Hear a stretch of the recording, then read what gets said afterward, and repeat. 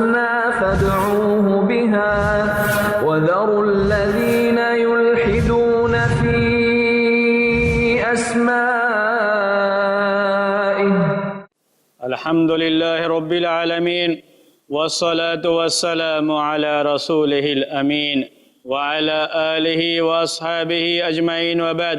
محترم ناظرین، اللہ تبارک و تعالیٰ کے دو اہم نام الملک و الملیک، ان دو ناموں کی شرح لے کر کے پھر اس نئے ایپیسوڈ میں ہم آپ کی خدمت میں حاضر ہیں۔ اس سے پہلے آپ کے سامنے ان دو ناموں کے بارے میں یہ بات آ چکی ہے کہ اللہ تبارک و تعالیٰ کے یہ دو نام تین چیزوں کو شامل ہیں۔ پہلی بات تو یہ ہے کہ اللہ تبارک و تعالیٰ ہی کی ملکیت میں ساری چیزیں ہیں، اللہ تعالیٰ ہی ہر چیز کا مالک ہے، وہ الملک ہے، الملیک ہے۔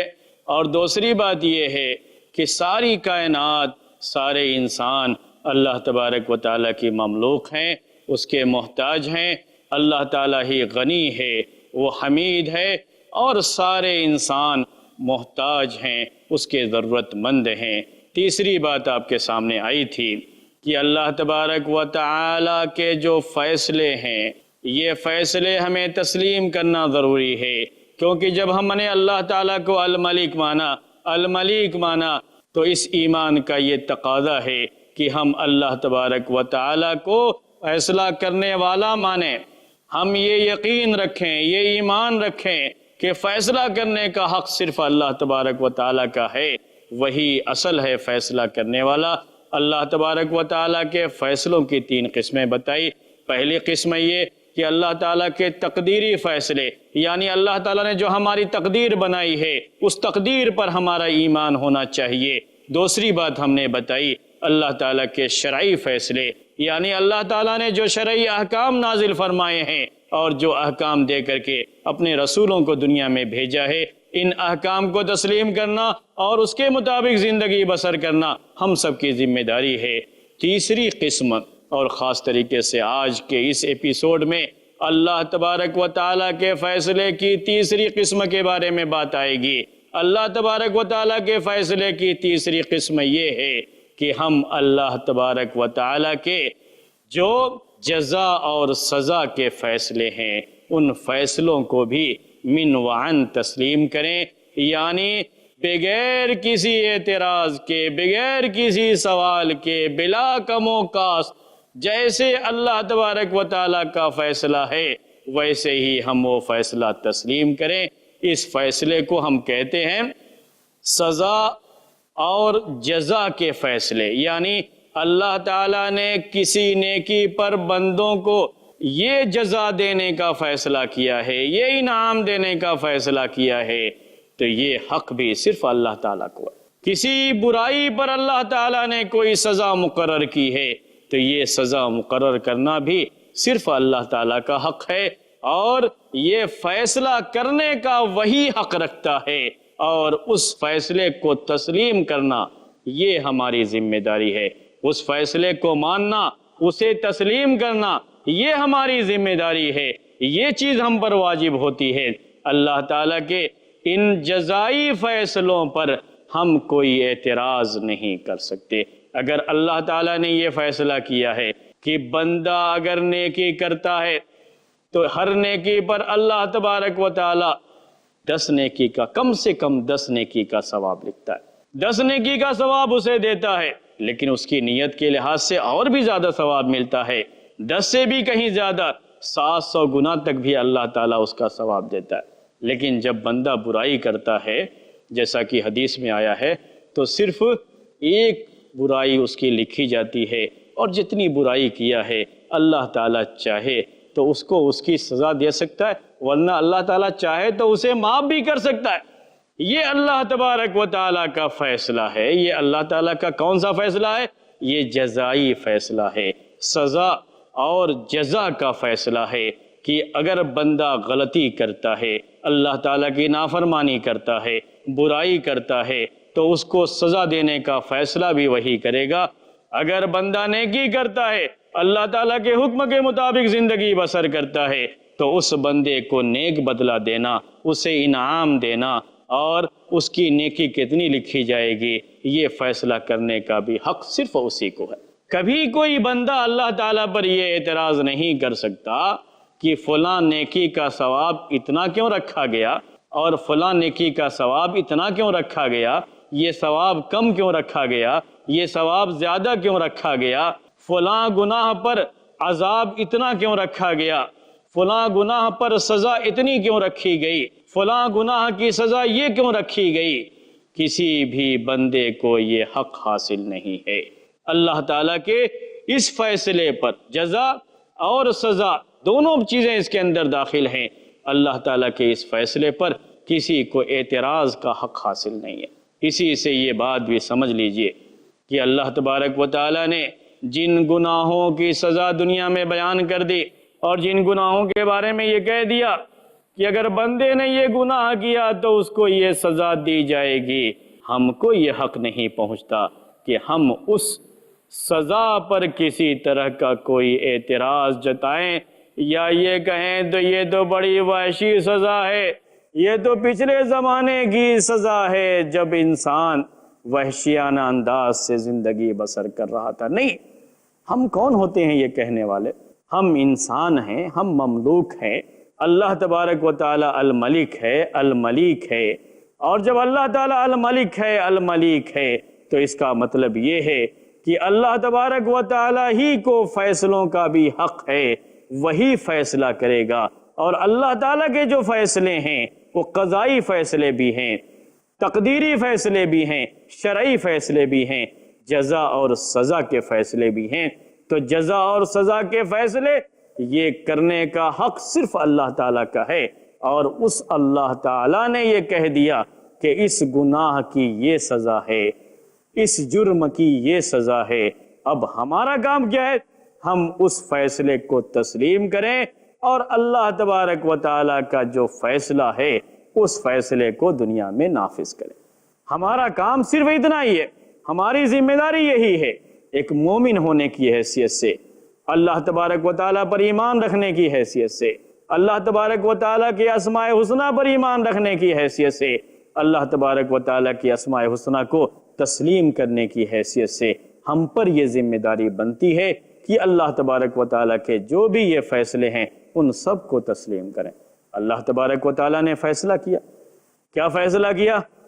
کہ رمضان کے مہینے میں لیلۃ القدر یعنی عزت والی رات، قدر والی رات، یہ 1000 مہینوں سے افضل ہے، بہتر ہے۔ یہ فیصلہ کس کا ہے؟ اللہ تبارک و تعالیٰ کا ہے۔ اللہ تبارک و تعالیٰ کا یہ ارشاد ہے کہ انا انزلناہ فی لیلۃ القدر وما ادراک ما لیلۃ القدر لیلۃ القدر خیر من الف شہر۔ کس نے بیان کیا؟ یہ اللہ تعالیٰ نے بیان کیا کہ لیلۃ القدر، جسے ہم اردو میں شب قدر کہہ لیتے ہیں، عزت والی رات یا تقدیر والی رات، یہ شب قدر 1000 مہینوں سے افضل ہے، 1000 مہینوں سے بہتر ہے۔ مطلب کیا ہے؟ اس شب قدر میں اگر کوئی عمل کرتا ہے تو اس عمل کی اہمیت، اس نیکی کی اہمیت، اس نیکی کا ثواب دوسرے تمام دنوں میں کرنے کے مقابلے میں افضل ہے، بہتر ہے۔ یہ فیصلہ کس کا ہے؟ اللہ تبارک و تعالیٰ کا ہے۔ کون سا فیصلہ ہے یہ؟ جزا اور سزا کا فیصلہ۔ یہ فیصلہ جزا کا ہے، بدلہ دینے کا ہے۔ یہ اللہ تعالیٰ کو حق ہے، یہ اللہ تبارک و تعالیٰ کا حق ہے کہ اپنے مخلوقات میں سے جس کو چاہے فضیلت دے دے، جس کو چاہے اہمیت دے دے۔ اس نے فیصلہ کر دیا، کیا فیصلہ کر دیا؟ کہ لیلۃ القدر 1000 مہینے سے بہتر ہے۔ اب ہمیں یہ حق حاصل نہیں ہوتا، ہم یہ نہیں کہہ سکتے نہیں ہم لیلۃ القدر کو افضل نہیں مانتے، بلکہ ہم دوسرے مہینے کی دوسری رات کو افضل مانتے۔ نہیں، ہمیں یہ حق نہیں پہنچتا ہے۔ ہمیں کیا کرنا ہے؟ صرف ہمیں یہ کرنا ہے کہ اللہ تعالیٰ نے اسے افضل قرار دے دیا۔ کیوں افضل قرار دیا ہے؟ اس لیے کہ ہم اس میں زیادہ سے زیادہ عمل کریں، زیادہ سے زیادہ نیکیاں کمائیں۔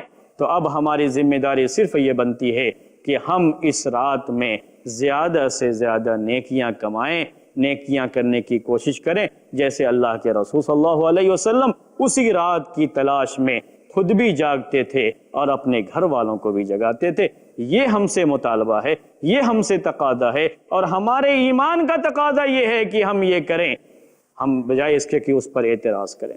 اللہ تبارک و تعالیٰ نے اپنے آخری رسول کو سارے انبیاء کا سردار بنایا، سارے انبیاء کی امامت آپ نے کی ہے، سارے انبیاء کے آپ امام ہیں۔ اپنے رسول کو یہ فضیلت کس نے دی؟ اللہ تعالیٰ نے دی۔ کس نے یہ فیصلہ کیا ہے؟ اللہ تعالیٰ نے یہ فیصلہ کیا ہے۔ ہمارا کام کیا ہے؟ ہم اس فیصلے کو تسلیم کریں، اس پر ایمان رکھیں کہ اللہ کے رسول صلی اللہ علیہ وسلم اللہ تعالیٰ کے سب سے محبوب بندے، اور اللہ تبارک و تعالیٰ کی طرف سے آپ کو اتنا اونچا مقام دیا گیا کہ آپ سارے انبیاء کے امام ٹھہرے۔ اللہ تبارک و تعالیٰ نے ذی الحجہ کے مہینے کے ابتدائی 10 دن کو زیادہ اہمیت دی، زیادہ فضیلت دی۔ اس کا مطلب یہ ہے کہ ایک بندہ جب اس میں نیکیاں کرتا ہے تو اس کی نیکیوں کا ثواب بڑھ جاتا ہے۔ یہ فیصلہ کس کا ہے؟ اللہ تبارک و تعالیٰ۔ ہم یہ اعتراض نہیں کر سکتے کہ کیوں ذی الحجہ کے 10 مہینے کو اہمیت دی گئی، کیوں نہیں کسی اور مہینے کے 10 دن کو، ایک دن کو اہمیت دی گئی، کیوں ذی الحجہ کے مہینے کو اہمیت دی گئی؟ ہمیں اعتراض نہیں کرنا ہے، بلکہ ہمیں سر تسلیم خم کرنا ہے۔ اللہ تبارک و تعالیٰ نے جن دنوں کو فضیلت دی ہے، ان دنوں کی فضیلت کو سمجھتے ہوئے ہمیں اللہ تبارک و تعالیٰ کی دی گئی اس فضیلت سے فائدہ اٹھاتے ہوئے ان دنوں میں زیادہ سے زیادہ نیکیاں کرنا ہے، اللہ تبارک و تعالیٰ کے لیے صدقہ و خیرات کرنا ہے، نوافل کثرت سے پڑھنی ہے۔ فرض نمازیں تو ہمیشہ پڑھنی ہوتی ہے، نوافل کثرت سے پڑھنی ہے۔ یہ باتیں ہیں، یہ اہمیت ہے اس کی۔ اللہ تبارک و تعالیٰ کے یہ 2 نام الملک اور الملیک پر ایمان رکھنے کی یہ اہمیت ہے میرے بھائیوں، اور اس کے بارے میں صحیح علم ہو تو اس صحیح علم کا یہ فائدہ ہے کہ ہم دوسرے راستوں پر، غلط راستوں پر نہیں جائیں گے، اور اللہ تبارک و تعالیٰ کے اس نام میں کیا کیا چیزیں داخل ہوتی ہیں اور اس نام کے تقاضے کیا ہیں، ان تقاضوں کے مطابق ہم زندگی بسر کریں گے۔ محترم ناظرین، اب وقت ہو چلا ہے ایک چھوٹے سے بریک کا، اس لیے ہم آپ سے تھوڑی دیر کے لیے اجازت چاہتے ہیں، کہیں نہ جائیے گا، ہمارے ساتھ بنے رہیے گا۔ ابھی تھوڑی دیر میں پھر ہم آپ کی خدمت میں حاضر ہوتے ہیں اور ان 2 ناموں کی شرح انشاءاللہ مزید آپ کے سامنے پیش کریں گے۔ تب تک کے لیے اجازت دیجیے۔ السلام علیکم ورحمۃ اللہ وبرکاتہ۔ وَلِلَّهِ الْأَسْمَاءُ الْحُسْنَى فَادْعُوهُ بِهَا۔ اسلام کی پاک دامنی پر لگائے گئے الزامات۔ نکاح کرو ان عورتوں سے جنہیں تم پسند کرتے ہو، 2-2، 3-3، 4-4، لیکن اگر تمہیں ڈر ہے کہ انصاف نہیں کر پاؤ گے تو صرف ایک۔ اسلام کی دور اندیشی پر اٹھائے گئے سوالات۔ ایڈز کتنے سارے لوگوں کو ہے؟ نبی صلی اللہ علیہ وسلم نے ایسی بات کے تعلق سے وارننگ دی تھی، جب کسی زمانے میں آبسینٹی ظاہر ہوگی تو وہاں اللہ تعالیٰ موت اور ڈیزیزز کو بھیجے گا۔ اسلام کی حکمت عملی پہ کیے گئے اعتراضات۔ محمد صلی اللہ علیہ وسلم کی زندگی کا مقصد ہی تھا پیس قائم کرنا، مگر مخالفین کو لاجواب کر گئی اسلام کی سچی تعلیمات۔ اللہ نے کہا پڑوسی کے ساتھ اچھا سلوک کرو۔ فیس ٹو فیس بردر زید پٹیل کے ساتھ ہر جمعرات رات 8 بجے، صرف i+TV پر، بہتر زندگی کے لیے۔ ہر مومن پر فرض ہے جس کا پڑھنا، جاننا اور سمجھنا۔ وَلَقَدْ يَسَّرْنَا الْقُرْآنَ لِلذِّكْرِ فَهَلْ مِن مُدَّكِرٍ۔ جس کے بغیر ممکن نہیں دنیا اور آخرت کی کامیابی، تخلیق کائنات سے لے کر محشر کے حالات تک ہے ہر رہنمائی کا ذخیرہ قرآن۔ درس قرآن دیکھیے شیخ ثناء اللہ مدنی کے ساتھ قرآن کا ایسا درس جو آپ کے ذہن کو منور کر دے، ہر پیر سے جمعرات اور سنیچر صبح 6:30 بجے اور شام 7:30 بجے، صرف i+TV پر، بہتر زندگی کے لیے۔